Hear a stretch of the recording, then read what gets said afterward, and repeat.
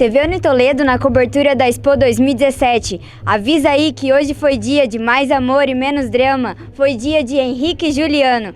Como foi fazer o show para todo esse público aqui em Araçatuba? Primeiramente, é um prazer te receber, seja muito bem-vinda.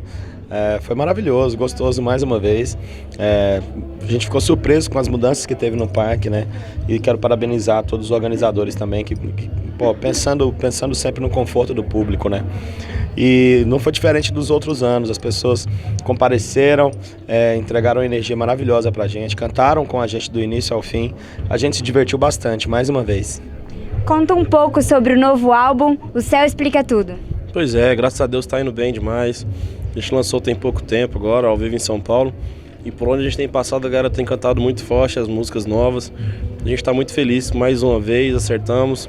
A galera tá recebendo e tá pegando as músicas para ser trilha sonora da vida delas.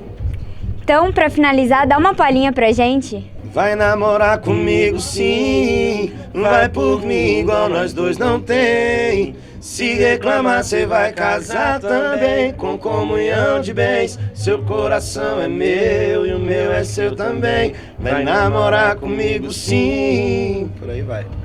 Obrigada, Driele Fiorani, TV Uni Toledo na cobertura da Expo 2017.